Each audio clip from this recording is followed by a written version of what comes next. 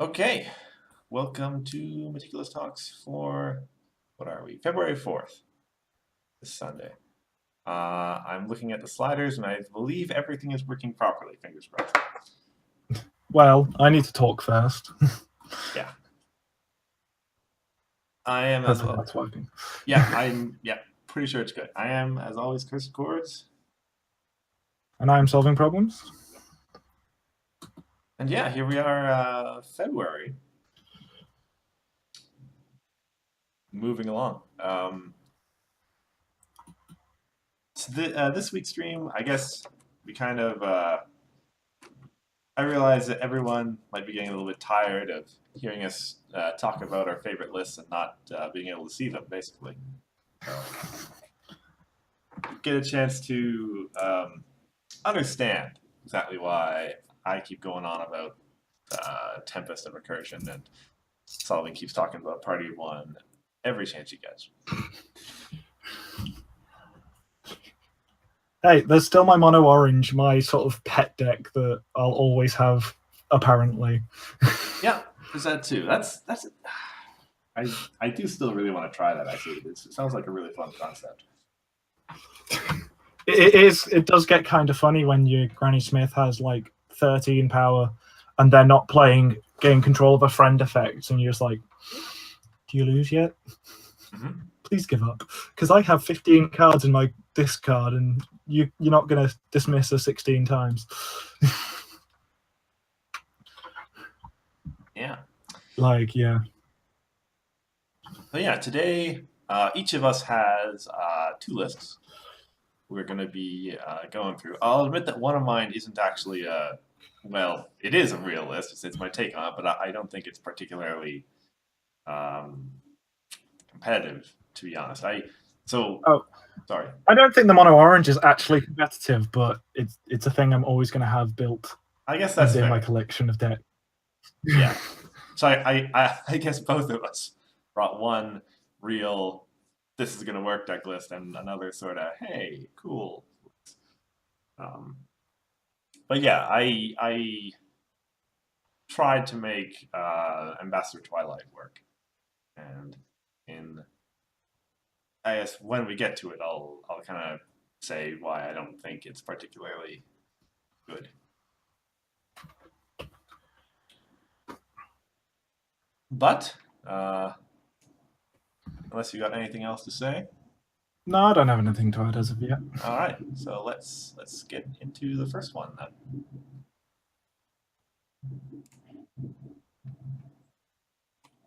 So showing up on screen here, we've got our two. So this is our Twilight list, and this is the first one that I sent you. Oh wait, see it? Okay, I've got that up now. Yeah. So there's a couple of things that I say. First of all, it's got my new favorite recursion combo of Starlight Glimmer with the Spectacle plus additional unicorns, right? And that's sort of the first issue, is that yes, Starlight Glimmer requires you to add in a couple of extra unicorns. So we've got Twilight and Rarity there. They're in the deck regardless, because they're my favorite card, basically. And Apprentice Starlight Glimmer over there beside her. And I really didn't have space to put in any more because running Ambassador Twilight also requires you to get a bunch of early Meticulous or other ways to flip her over. So that you needed High Magic Owl, you needed Zecora so that you could get into Paper Twy. You really want to run Starfall Research, but I didn't really have the space for that either. Yeah. And so those two sort of, that and also the necessity to have a properly filled out troublemaker suite, because you can't, you have to draw into a troublemaker in your opening hand, or at least early. Plus having the colors to get into white, it's Twilight has a lot of things she wants to have in her early game, and trying to balance all of them is really hard. I'm just trying to see if you could replace Prim Hemline with a unicorn in some way. There are a couple of rarities that Yeah, could work, but Prim, and it's true that our white needs aren't particularly high. because like you have what, one card with 3 requirement, it's going to work, and otherwise it's 2. Yeah, So you could run like could run Generous Pony. yeah, on the hope that maybe sometime she'll get the +2. Well, I mean, Um, theoretically, it would happen a fair amount if our training tradition stuck around. yeah. But Yeah, so it's like you could, in theory, make Prim Hemline into some sort of unicorn to help with the Starlight players. that's possible. Heck, if you want it to be like late game, oh man, that's just a free unicorn. Use Growing Up because it costs 1. Yep. And it also could be 3 if we really, really needed to. Yeah, and hey, Shoei's never terrible. Yeah, it's a just possibility. okay. Yeah, Prim is like you tend to look at it and say, "Oh, this is all the white I'll ever need in one card." And it's true, but yeah, you're right that this deck doesn't really need too much white, which on its own is it's another thing. Like you kind of with when you're running photo finish, you want to have at least one redeeming quality sitting around just in case to give you an extra one. It's oftentimes, especially with those epics out, I would imagine you want to have at least one cracking the case because very often, as actually this happened during one of my tournament games, that you've like we were tied 1-1 because I had a couple trixies out on the problems, and I was sitting there as the time went down. I'm like, okay, I know he's not going to score any more points, but how am I going to score any more points to win this game? And so having that sort of last turn play, okay, cracking the case that, and then score a point, or even do both of them and get your DFO or whatever. That's pretty useful. Yeah. So, commentary as magic goes. How do you address the fact that Starlight is going to have a huge target on her head? Yeah, that's another thing you kind of need redeeming qualities for. It's quite useful. Besides that, I mean, she's the removal target, but back in the day, F-Stop had a huge target on his head, and Dex didn't really run mitigation to that. It just happened to have 3 of them, and you got more, right? Yeah, but the difference between F-Stop and Starlight is Starlight costs 3 every time. It's true. So like, you invest a lot more into her than you do with F-Stop, unfortunately. Or at least that's how I view it. Yeah, no, it's that's a fair proposition to make. Like, I'm not sure. You can have ways of getting her back, and certainly, like in a deck with more space that allows you to run like a cleaning up or something, then you have that. You have once again human qualities is a fine way to get her back. Like I say, I think this deck is short because I had to make a lot of compromises to fit in the flip stuff, to fit in the to fit in the XP unicorns, etc. The upcoming list, the one that uses Tempest Shadow, I think is a much better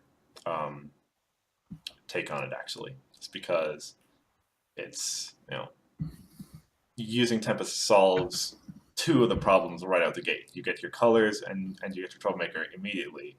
Whereas Twilight has to worry about colors, Troublemaker, getting her AT stuff online, getting her recursion online, all at the start of the game, and it's really hard to manage all of that at the same time. I get that. Yeah. So speaking of, let's take a gander over So this is that other list. And as you can see, like I was able to fit in a lot more variety in my event suite, certainly. Although notably I didn't put in a cleaning up or a redeeming qualities, and that's probably another thing to try to consider. You can see that here I did, as you said, sacrifice some of my prims for growing up to get some more unicorns out. Okay. And yeah, to be fair, because I know Bugle's here, this is his deck, Moonshadow, with Moondancer and basically the Moondancer support stuff taken out and replaced with Starlight and Unicorns. That's essentially what the deck is. So, is there any particular reason it doesn't have the spectacle in? Oh, did I forget that? Oh, crap. Yeah, that's definitely supposed to be in there. That's probably one of the reasons why you're able to include so many other cards, because you forgot. Yeah. You forgot one of the important ones.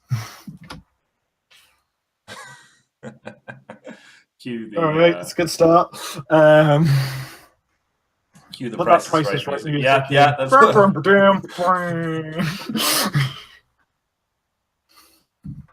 Okay, give me 1 second here. Let's very quickly. So what's the edit? We need 3 spectacles. I'll probably trim. Let's see. We probably cut a nap cakes.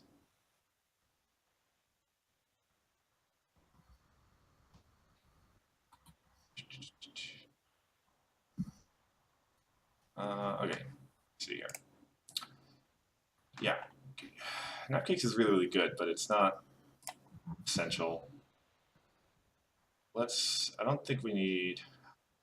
Zakora has been really good for me sometimes, but not essential to the deck. But she is AT sometimes. She's not essential.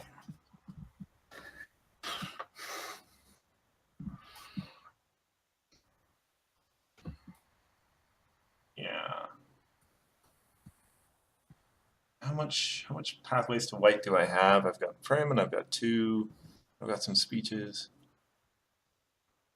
And you've got your starting problem and flipping straight away. I might have too many. Don't forget about that. So that you've got the photo finish to play off of that, as well as the Twilight and Rarity. Yeah, so I've probably got a few too many paths to white, or well, a redundant path to white, shall we say? Whoops, not that one. So I don't know. Yeah, Less Prim. less Prim, I think. Perhaps I even. Because Prim is like literally pointless when you draw her and you've got your white. Yeah, perhaps I can forgo Prim entirely. Which, I mean, she's a good flip, but. Let's move on. I mean, the spectacle's is the same height. Like, the spectacle is the same flip as she is if you're going 1-for-1 on takeouts. Yeah. There we go. Cool. Because I just edited the link I had rather than having to have you link me it again. Yeah, that makes sense.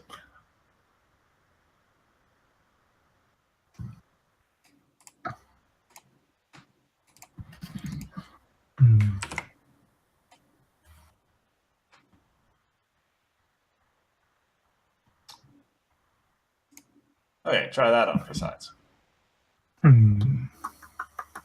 So yeah, took out our Prims. We took out 1 nap cakes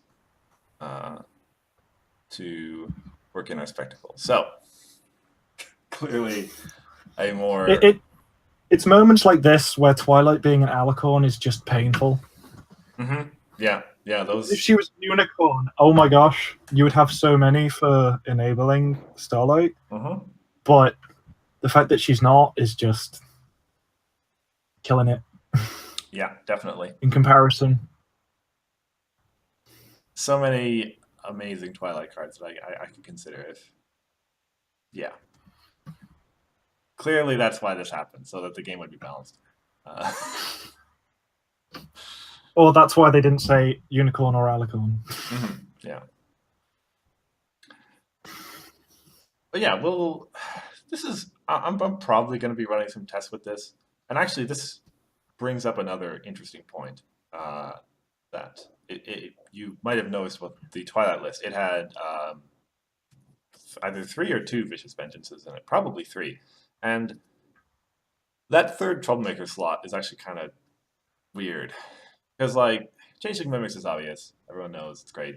Trixie is really well. She's actually was a lot better in Harmony than she probably is now because Pinkie Pie and Twilight don't have to be at her problem, whereas Snips and Yeah. Snails did. Like she just sort of can just get flipped now. Yeah, but And yeah, she guarantees the frighten because nothing can be like, well, I've got abilities to stop that. yeah, it is true that people do sometimes forget about Trixie, myself included, and it's still quite useful.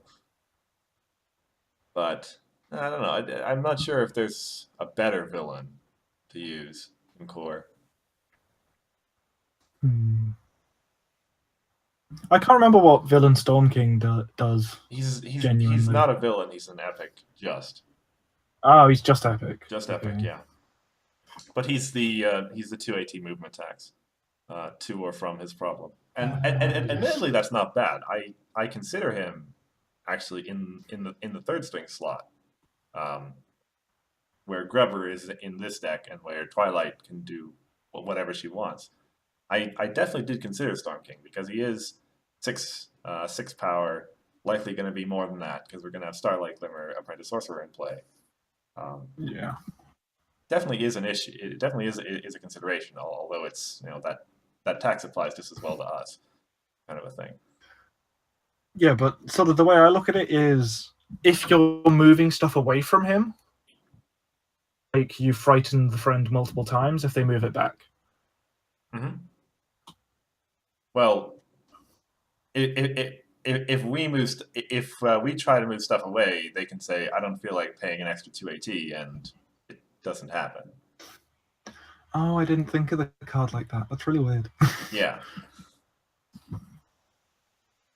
it's really strange that way. I know, and they said they were trying to simplify the rules. Yeah.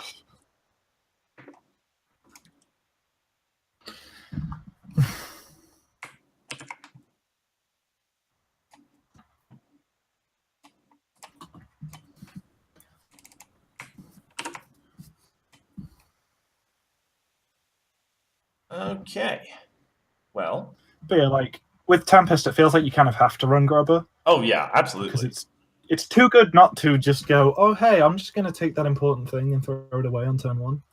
Yeah, yeah. It's that's like I was saying, how Twilight sort of kind of has too many problems to solve in the early game. That really is like Tempest's big strength is that she solves kind of three of the problems just in the act of flipping her over. As you say, she gives us our clean road to our secondary color because she flips right away, and we've got train traditions out. She gives us in a way to protect our train traditions because she throws a troublemaker out right away. Uh, she gives us some action on the opponent's side of the board. Presuming that you play Grubber, it's getting rid of some card in their hand, or sometimes it's a changeling mimics to sort of start choking off their means of rebuttal, as it were. And then, meanwhile, so the only thing you really have to mulligan for is are your AT engines, which in this case is just Twilight, is just Paper Twi, and your recursion stuff. And yeah, I'll try to get some events in there too, and that helps so much. Whereas Twilight has to mulligan for some way of flipping herself over and some troublemakers, and secondarily that other stuff. Yeah.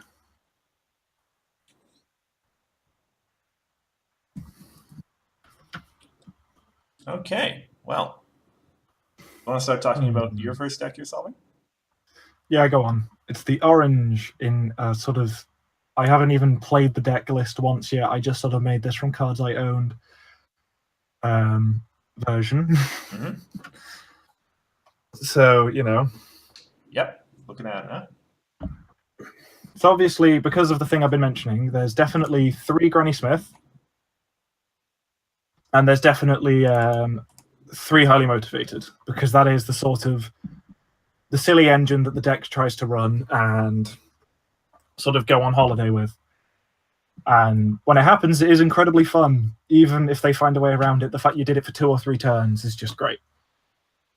Otherwise, it's just kind of cards I've enjoyed using and I think are actually pretty good, and help fuel what's going on.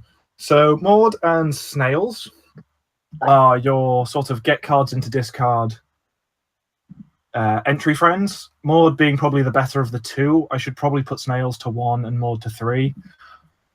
But there you go. Smart Cookie's just sort of alternate win con, where in 1 turn you just want to confront both to win the game through points or something, and you just like, I have a discard filled with cards. I'm just going to throw it all away and confront that.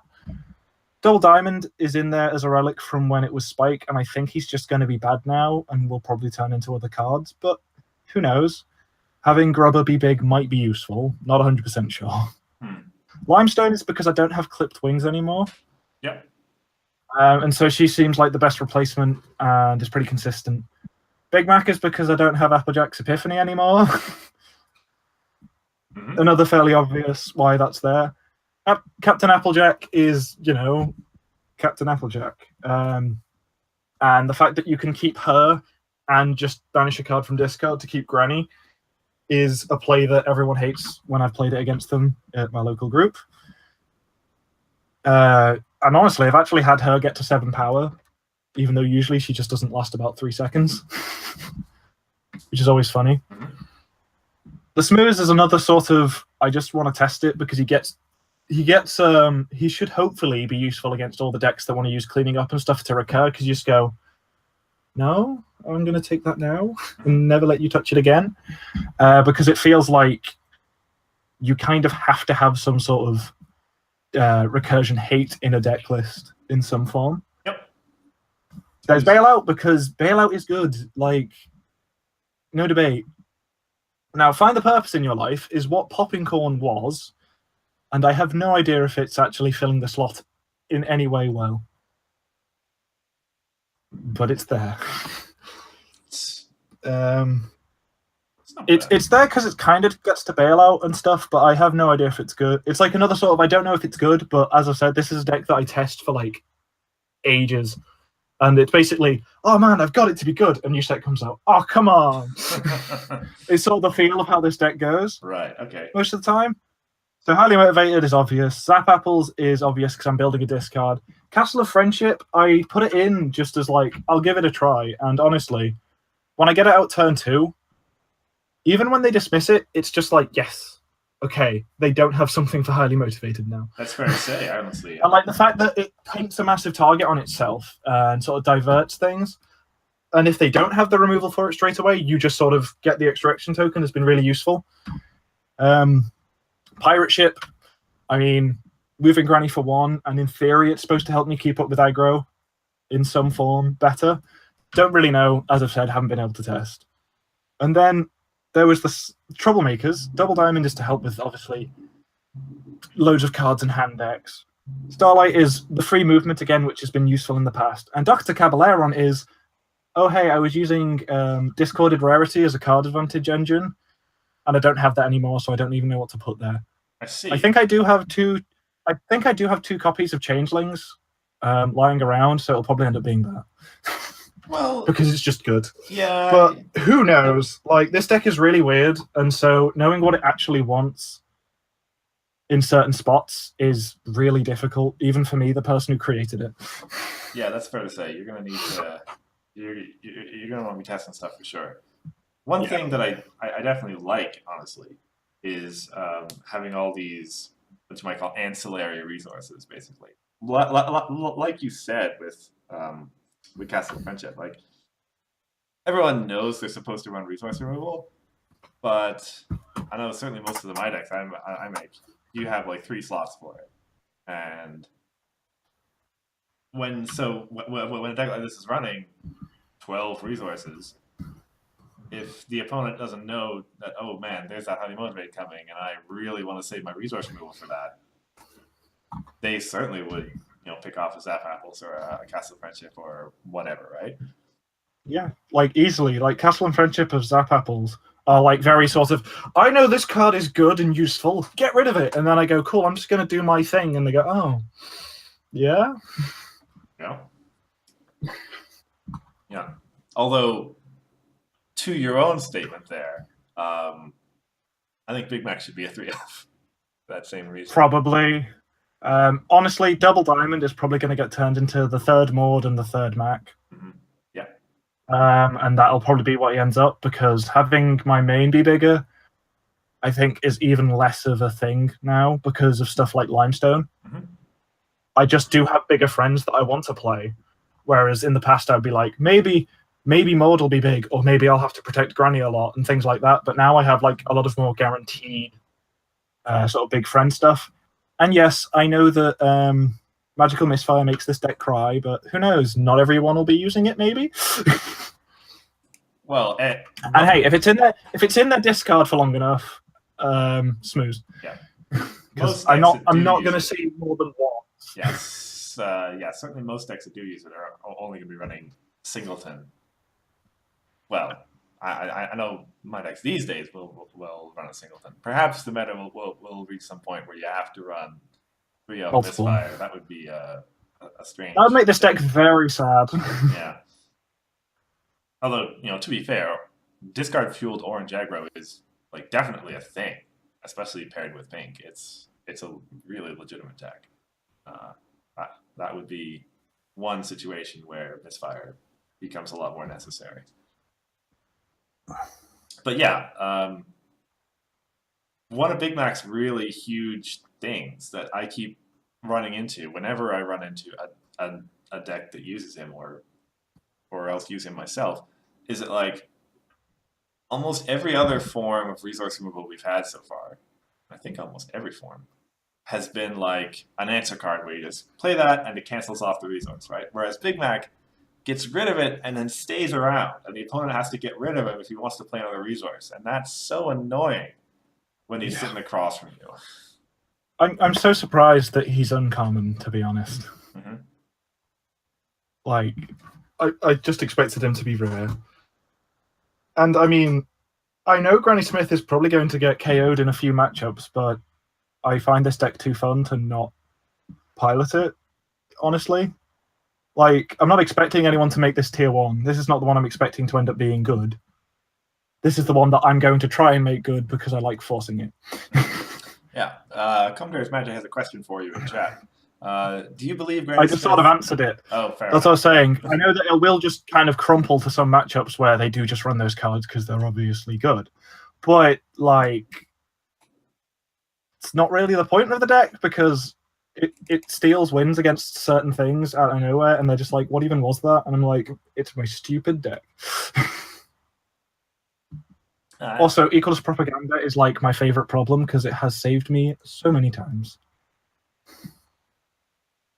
Like, in both this and my pink white, it's so good. I guess from anyway, so from DFOs, I guess. Or, yes, because there's times where it's like I'm going to keep this action token and bluff that I have bailout, even though I don't. You flip the Equals Propaganda and go, oh, okay, cool. I don't even care anymore. Like, there's been so many situations like that. It's very nice. Of those starting problems, actually, I assume you use Second Chance most of the time. Are there situations where you throw the other ones up, or? So Propaganda's in there just as a problem rather than a starting. Right. Under Lock and Tree is what I sometimes start with, but that was back when it was in in Harmony, when I had a lot more things with 2. Mm-hmm. And so it could be a play to be like, move my main, and then I get access to everything suddenly. But I think it'll end up getting taken out and just be something else. Right. All right. Well, you have no further comments? No. All right. Well, I need a third Captain Jack because yes, please. Well, yeah, naturally. But I don't own that, unfortunately. I also need to own the Desert Road at least as like a one of or two of. Oh, definitely. Because enter play things are good, but I just don't have them. So yes. So we're looking at your pink white deck now. Yes.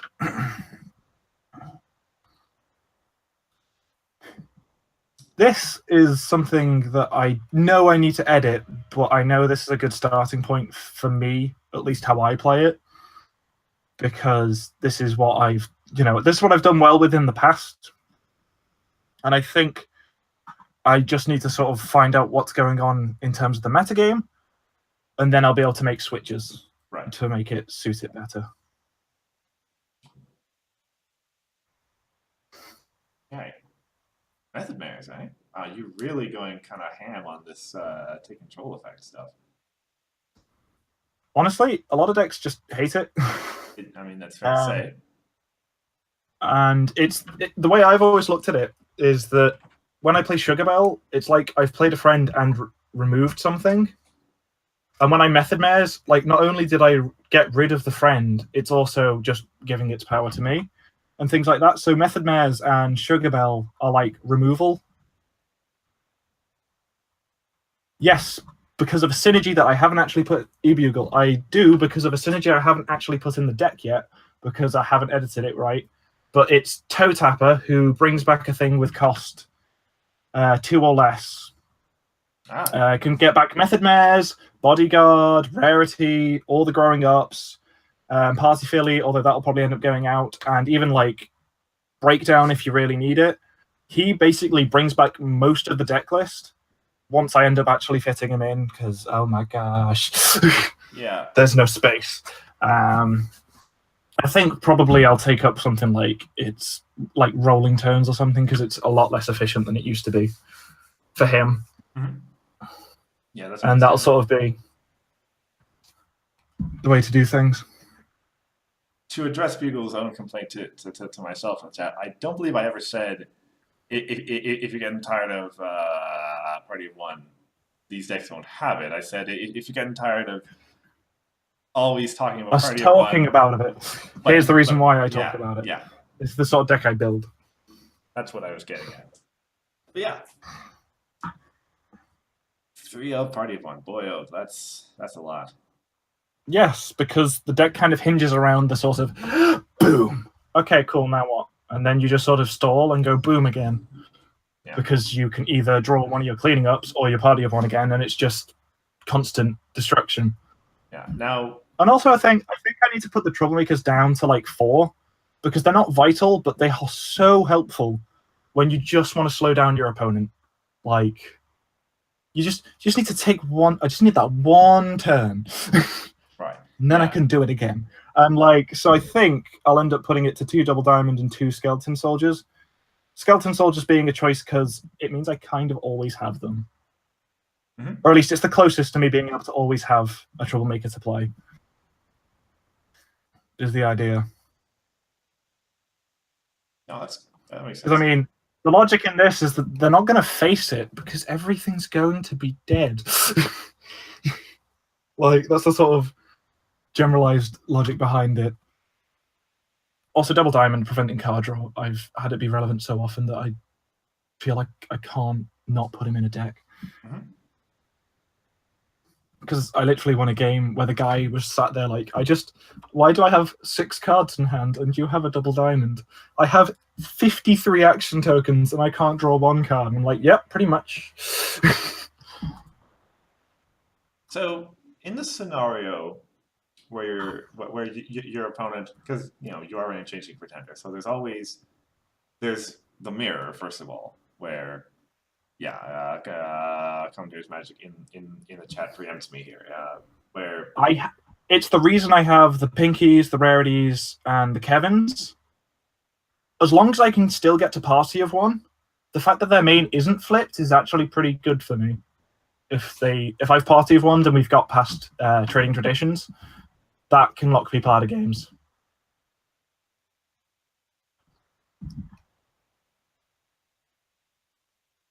literally, it's never been an issue. Like, I've always thought that, but every time I've played it, the fact they have 4 requirement hasn't buggered me over. It's really weird. I don't know why, but there we go. Well, it is like a singleton card that's not really the biggest thing in the deck. I mean, honestly, if the only thing that you're looking for in that situation is getting a party of one, like that's what is that? You need to get A rarity. Oh, I see. So you're presuming your main's always going to be pink. It's actually just a rarity, really, or else 2 Kevins, right? Or Kevin lets me play other things and things like that. Yes. It's like bodyguards and then toe tapper. I'm pretty sure once I put him in, I think he's 2 requirement. Let me second check myself because I haven't looked at him in ages.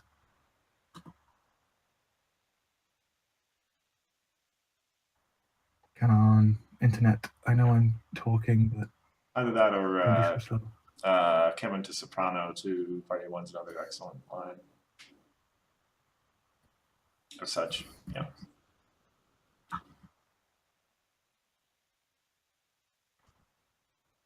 Where are you?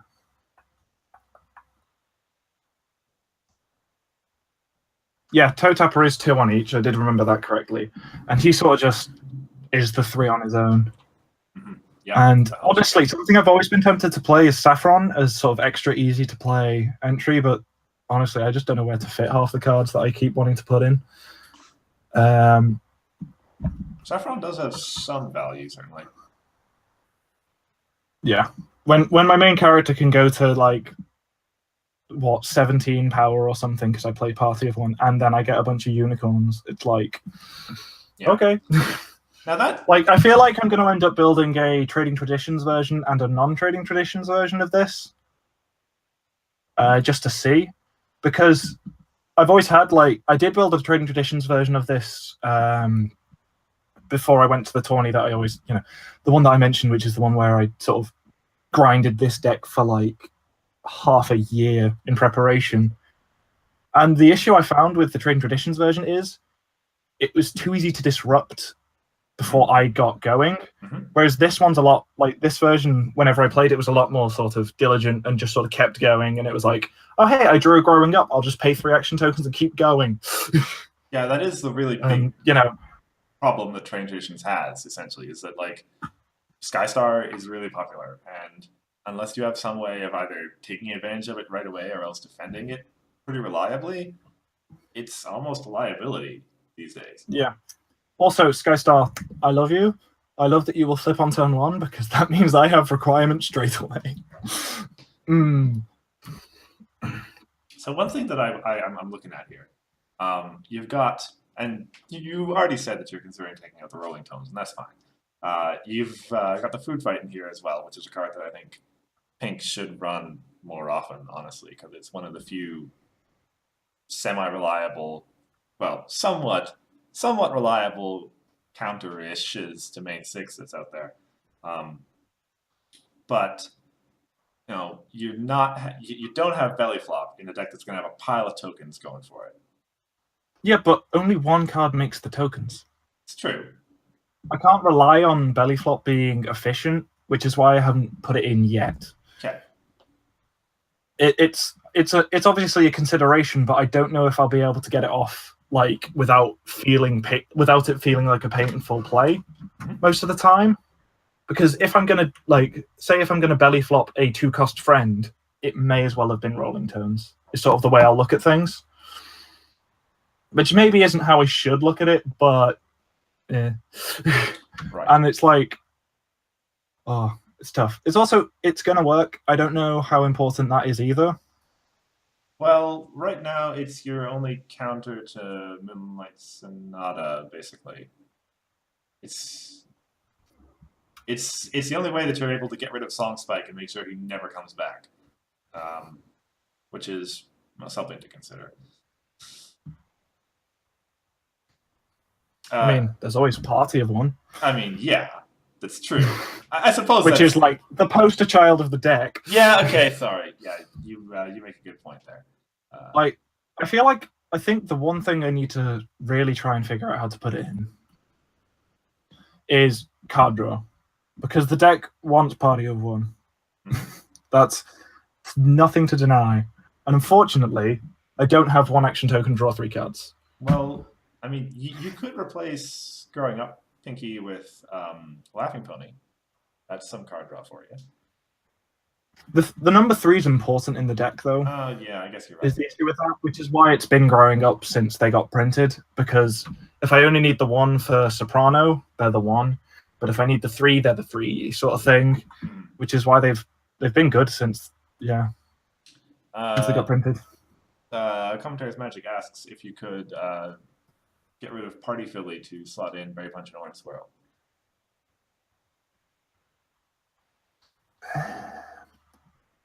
It feels easier to just, well, at least to me, it feels easier to just run Party Philly than it is to rely on drawing 2 cards together.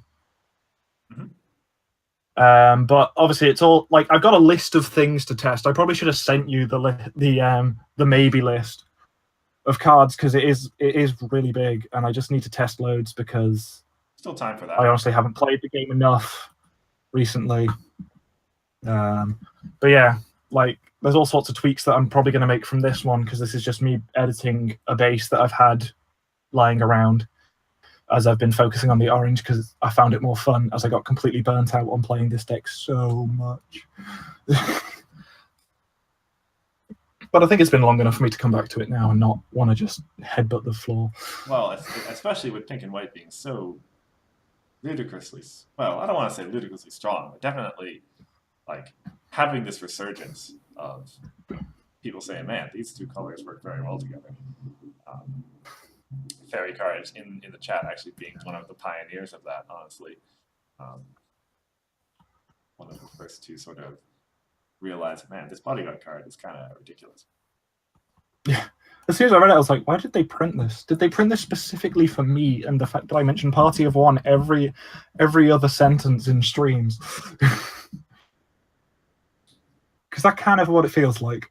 Yeah, possibly. And it's also worth noting that, yeah, that being in the deck, I kind of scroll out to your problem deck here, and, well, your problem deck is essentially just Equalist Propaganda and 2 blackmails, and that's essentially it. Because you just make sure that you retire some stuff every now and then to look through it. That's the other sort of sometimes overlooked great thing about this bodyguard card. Yes. Is that, yeah. To be fair, though, there will be time, like, It's a Secret to Every Pony has never been bad when I flipped it. Because playing Sugar Bell for 2, Rarity for 1, or even being able to Method Mayor something for only 3, it's good. It is actually really nice. Yeah, actually, that's a good point. But the only one that like I will usually ignore is Figuring Out Friendship, but it's there as the Herpa I'm big, and I have bonus 0. Like, there you go. Yeah, kind of a very good one. Yeah, but the important thing is your problem is always going to be, or at least you're never going to have that situation where you flip into the one problem you really didn't want to see this time. No. Yeah, it's real good. I think the worst is probably Unreasonable Demands out of the entire list. Because at least Figuring Out Friendship is hard to confront. At least Secret helps with me playing. Blackmail is photo finish problem. Equals Propaganda really sort of slows down certain decks when they're trying to be like, haha, I have bonus this and bonus that and points. And then Unreasonable Demands is just kind of there. Yeah. But I don't think there's nothing I can think of that's better. So yeah, it's always been this great sort of, well, yeah, this sort of filler white problem where I appreciate banishing stuff, and there's always been the really great.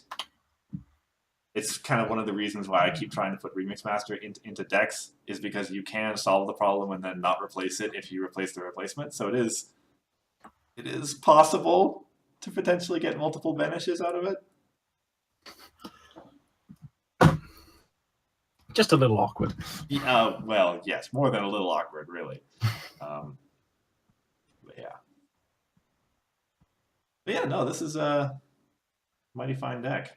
I'll appreciate the chance to perhaps see it in action, which, by the way, brings us to the special announcement I mentioned for the stream. Those of you who were here 2 weeks ago, um, remember that coming up on February 19th, I believe it's February 19th, is our 1 year anniversary of doing Meticulous talks. And so I thought we should do something special for that stream to sort of commemorate. And I was thinking about it, and essentially the one thing that we've talked about decks, we've talked about the meta, we talked about everything. One thing we haven't done is actually play a game against each other. And so I thought that's what we should do. And so we've got everything set up. We haven't actually played the match yet, but at some point over the course of the intervening period, we're going to have that. We're going to do it recorded. And then our next stream will be talking over it. And one of the reasons why we went over these decks and got some critique and commentary is, well, we haven't made that a rule yet, but I'm sort of assuming that we're going to be playing some of these in that match. I'm going to try and make orange prove itself, but if I lose, I have an excuse. That's what you're doing. Okay. Or at least that's the plan. Yeah. It's honestly just because I just really enjoy it. I don't know why. Like, as someone who started the game by playing yellow pink aggro, I don't know what gravitated me to playing spike mono orange things, but I've honestly just like it's my favorite deck to pilot that I've ever made. So I kind of feel like I have to play it for this because it's sort of like my pet deck. It's my thing. I'm gonna sit here and stroke it because I love it. No, I can totally understand that. Like it does a really, really cool thing that essentially nobody else does, at least not so far as I know. And it's a thing that can actually reliably win you games too. Like it's a pretty awesome Johnny deck in that sense. It's more of a Timmy deck though. It's all about getting that massive ground. Well, it's a little bit of both, yeah. Big friends, but also using this card that like never ever saw play, right? Yeah, because Castle of Friendship seen play like half a time. A few times, yeah. Because it's just not efficient enough. But with this, it like really makes sense. All of a sudden. Yeah. And for my part, I've got. Well, I showed you 2 purple-white control decks. Probably, I wonder if you'll be playing purple-white. We'll probably want to put a time control on the match. Likely. As to precisely what that's going to look like, we'll work it out in time. There is a second announcement that I have to make. This one far more pedestrian, which is simply that I'm going to be on holiday back in the countryside that weekend, the 18th and 19th. So we're going to delay the next stream to the 25th. Like I said, much more pedestrian announcement, but that's just the way things work. So yeah. Will we then continue on the 4th, or will we do it fortnightly from there?